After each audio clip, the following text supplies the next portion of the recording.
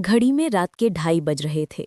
बाहर कुत्तों के भौंकने की आवाज़ें कभी कभार सन्नाटे को चीर देती थीं, लेकिन इस आलीशान फ्लैट के अंदर वातानुकूलित हवा की सरसराहट के सिवा कोई शोर नहीं था। मैं सोफे पर बैठा था। मेरे सामने टेबल पर नोटों की गड्डियां बिखरी पड़ी थीं और शराब की खाली बोतलें लुढ़क रही थीं। कमरे में अभी भी सिगरेट के धुएं की एक हल्की परत जमा थी।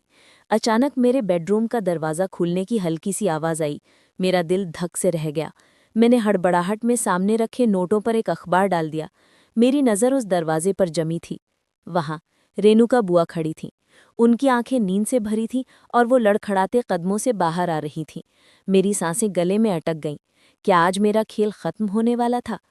क्या आज वो राज खुलने वाला था जिसे मैं पिछले 3 महीनों से अपनी बुआ की ममता की आड़ में छिपाता आ रहा था?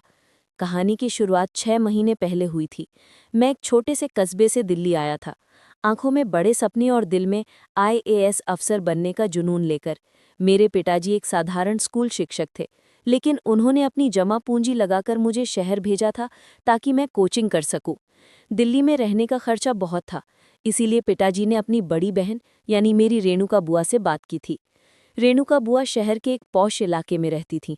फूफा जी मर्चेंट नेवी में थे और साल के 9 महीने वो जहाज पर ही रहते थे।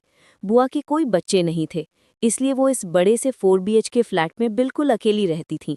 जब उन्हें पता चला कि मैं दिल्ली आ रहा हूं, तो वो बहुत खुश हुईं। उन्होंने कहा, समीर को कहीं और रहने की क्या ज़रूरत है? मेरा इतना बड़ा घर खाली पड़ा है, वो यहीं रहेगा तो मेरा भी मन लगा रहेगा और उसकी पढ़ाई भी अच्छे से हो जाएगी। मैं जब पहली बार उस घर में दाखिल हुआ तो मेरी आंखें भटी रह गई थीं। इटालियन मार्बल का फर्श, दीवारों पर महंगी पेंटिंग्स और हर कमरे में लग्जरी का सामान। बुआ ने मुझे बेटे की तरह अपनाया। मुझे सबसे अच्छा कमरा दिया गया। खाने पीने की कोई कमी नहीं थी और ना ही किसी चीज़ की रोक टोक। शुरुआती 2 महीने तो सब ठीक चला। मैं रोज़ कोचिंग जाता, वापस आकर पढ़ाई करता और शाम को बुआ के साथ बैठकर चाय पीता। बुआ बहुत भूली थीं। वो अक्सर अपने अकेलेपन की बातें मुझसे करतीं। वो बतातीं कि कैसे फूफा जी के जाने के बाद इन दीवारों से बात करने का मन करता है। मैं उनकी बातें सुनता, उन्हें तसल्ली देता। मुझे उनकी इस हालत पर तरस आता था, लेकिन मुझे क्या पता था कि एक दिन मैं ही उनकी इस लाचारी का सबसे बड़ा शिकारी बन जाऊंगा। अध्याय 2, गलत संगत और लालच का बीज। मेरी बर्बादी की शुरुआत मेरे कोचिंग सेंटर से हुई। वहाँ मेरी दोस्ती कुछ ऐसे लड़कों से होगी जो पढ़ाई से ज़्यादा लाइफस्टाइल पर ध्यान देते थे। विक्की, रोहन और जतिन, ये तीनों अमीर बाप के बिगड़ी हुई औलादें थीं। उनके पास महंगी गाड़ियाँ थीं, ब्रांडेड कपड़े थे और हर वीकेंड वे किसी न किसी पब या क्लब में पार्टी करते थे। मैं एक साधारण परिवार से था, लेकिन उनकी चमक दमक देखकर मेरे अंदर भी हीन भावना आने लगी। मुझे लगने लगा कि मैं गंवार हूँ। विक्की अक्सर मेरा मजाक उड़ाता, अरे समीर, तू क्या हर वक्त किताबों में घुसा रहता है, कभी तो जिंदगी जी ले। धीरे धीरे मैंने उनके साथ बाहर जाना शुरू किया। पहले सिर्फ कॉफ़ी तक बात सीमित थी, फिर महंगी लंच और डिनर। मेरे पिताजी जो पैसे भेजते थे वो महीने के खर्चे के लिए होते थे, लेकिन इन दोस्तों के साथ रहने के लिए वो पैसे हफ्ते भर में ही खत्म हो जाते। मुझे पैसों की सख्त ज़रूरत पड़ने लगी। एक दिन विक्की ने मुझे ऑनलाइन पोकर यानी ताश के जुए के बारे में बताया। उसने कहा, भाई, इसमें दिमाग का खेल है। अगर तू होशियार है तो एक रात में 10,000 कमा सकता है। लालच बुरी बला है, ये सुना था, लेकिन अब मैं इसे जी रहा था। मैंने शुरुआत की और किस्मत से पहले ही दिन 5,000 जीत गया। मुझे लगा कि मुझे अलादीन का चिराग मिल गया है, लेकिन जुआ कभी किसी का सगा नहीं होता। अगले कुछ हफ्तों में मैं न सिर्फ वो जीते हुए पैसे हारा, बल्कि पिताजी के भेजे हुए किराए और फीस के पैसे भी हार गया। मैं बुरी तरह कर्ज में डूब चुका था। विक्की और रोहन मुझसे अपने उधार दिए हुए पैसे वापस मांग रहे थे। मैं बहुत परेशान रहने लगा। घर पर बुआ ने मेरी परेशानी भांप ली। उन्होंने प्यार से पूछा, समीर, क्या बात है, तू कुछ उदास लग रहा है? मैंने झूठ बोल दिया, कुछ नहीं बुआ, बस कोचिंग की फीस भरनी है और पापा के पैसे आने में देरी हो रही है। बुआ ने बिना एक पल सोचे अपनी अलमारी खोली और 10,000 रुपये निकालकर मेरे हाथ में रख दिए। अरे पगले, इसके लिए परेशान है? तो मेरा बेटा है, जब भी ज़रूरत हो मांग लिया कर। उस दिन बुआ के उस भरोसे ने मुझे शर्मिंदा नहीं किया, बल्कि मेरे अंदर के शैतान को जगा दिया। मुझे समझ आ गया कि बुआ के पास पैसों का हिसाब नहीं है और वो मुझ पर आंख मूंद कर भरोसा करती हैं। अध्याय 3, साजिश और विश्वासघात। मेरा कर्ज 10,000 से नहीं उतरने वाला था। मुझे करीब 1 लाख रुपयों की ज़रूरत थी। तभी विक्की ने मुझे एक आइडिया दिया। उसने कहा, समीर, तेरी बुआ का घर तो महल जैसा है और वो अकेली रहती हैं। हम वहाँ प्राइवेट कार्ड पार्टी क्यों नहीं रखते? शहर के रईसज़ादे आएंगे, मोटा पैसा लगेगा, हम सिर्फ टेबल का कमीशन खाएंगे तो भी तेरा सारा कर्ज उतर जाएगा। पहले तो मैंने मना कर दिया, बुआ घर पर ही रहती थी, ये कैसे मुमकिन था? लेकिन विक्की ने उसका भी हल बता दिया। नींद की गोलियां, उसने कहा। आजकल डॉक्टर डिप्रेशन और नींद न आने के लिए आमतौर पर देते हैं। बस खाने में मिला दो और फिर 8-10 घंटे तक कोई होश नहीं। ये खौफनाक था, लेकिन लेनदारों का दबाव इतना था कि मैंने अपनी ज़मीर का सौदा कर लिया। मुझे याद है वो पहली रात, फूफा जी का फ़ोन आया था कि वो अगले महीने ही आ पाएंगे। बुआ थोड़ी उदास थी। मैंने मौके का फ़ायदा उठाया। मैंने कहा, बुआ आज मैं आपके लिए अपने हाथ से शाही पनीर बनाऊंगा। वो खुश हो गईं। रसोई में कांपते हाथों से मैंने उनके खाने में विक्की द्वारा दी गई नींद की दवा का पाउडर मिला दिया। खाना खाने के आधे घंटे बाद ही बुआ की आंखें भारी होने लगी। उन्होंने कहा, पता नहीं समीर, आज बहुत थकान लग रही है, मैं सोने जा रही हूँ। मैंने उन्हें उनके कमरे तक छोड़ा और कहा, आप आराम कीजिए बुआ, मैं भी पढ़कर सो जाऊंगा। जैसे ही बुआ के कमरे का दरवाज़ा बंद हुआ और अंदर से उनकी गहरी सांसों की आवाज़ आने लगी, मैंने विक्की को मैसेज कर दिया, रास्ता साफ है। रात की 11 बजे मेरे घर की घंटी बजी। विक्की, रोहन और उनके साथ 3-4 और लड़के आए। वो अपने साथ शराब की बोतलें और ताश की गड्डियां लाए थे। हमने ड्राइंग रूम में महफिल जमाई। बुआ के महंगे सोफों पर शराब छलकने लगी। सिगरेट के धुएं से कमरा भर गया। वो घर जो एक मंदिर जैसा शांत था, अब जुए के अड्डे में तब्दील हो चुका था। उस रात हमें कमीशन के तौर पर 20,000 रुपये मिले। सुबह 4 बजे सब चले गए। मैंने जल्दी जल्दी सारा घर साफ किया, खिड़कियां खोल दी ताकि धुएं की बदबू निकल जाए और परफ्यूम छिड़क दिया। सुबह 9 बजे जब बुआ उठीं तो उन्हें सिर में भारीपन महसूस हो रहा था। उन्होंने कहा, पता नहीं समीर, आज रात मुझे कैसी नींद आई पता ही नहीं चला, अभी भी नशा सा है। मैंने मासूमियत से कहा, मौसम बदल रहा है ना बुआ, शायद उसी वजह से हो।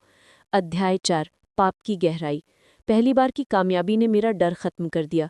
अब ये हमारा धंधा बन गया था। हर हफ्ते में 2 या 3 बार मैं बुआ को वही दवा देता। धीरे धीरे मैं दवा की मात्रा बढ़ाने लगा ताकि ये सुनिश्चित हो सके कि शोर शराबे से उनकी आंख न खुले। मेरे पास अब पैसों की कमी नहीं थी। मैंने नया आईफोन ले लिया था, महंगे कपड़े पहनने लगा था। बुआ पूछती तो मैं कह देता कि मैंने ऑनलाइन पार्ट टाइम जॉब शुरू कर दी है। वो मेरी तरक्की पर खुश होती और पड़ोसियों को गर्व से बताती कि उनका भतीजा कितना मेहनती है। उनकी ये बातें सुनकर अंदर ही अंदर मुझे एक अजीब सी बेचैनी होती, लेकिन नोटों की चमक के आगे वो दब जाती। अब सिर्फ दोस्त ही नहीं, शहर के कुछ बड़े जुआरी भी हमारे अड्डे पर आने लगे थे। विक्की लड़कियां भी लाने लगा था। बुआ के घर का वो पवित्र माहौल अब पूरी तरह दूषित हो चुका था। कई बार रात को बुआ के बेडरूम के बाहर से गुजरते वक्त मुझे डर लगता कि अगर वो जाग गईं तो क्या होगा, लेकिन लालच ने मुझे अंधा कर दिया था। मैंने बुआ को पूरी तरह से धोखे में रखा था। मैं उन्हें बताता कि शहर में चोरियां बढ़ गई हैं, इसीलिए हमें घर में एक्स्ट्रा लॉक लगाने चाहिए और सुरक्षा के लिए देर रात तक मुझे जागना पड़ता है। वो बेचारी डर जाती और मुझसे कहती, बेटा तू अपना ध्यान रखना, तू है तो मुझे कोई डर नहीं। कैसा विरोधाभास था, जिसे वो अपना रक्षक समझ रही थी, वही उनके घर को बर्बाद कर रहा था। अध्याय 5, वो काली रात। करीब 3 महीने ऐसे ही निकल गए।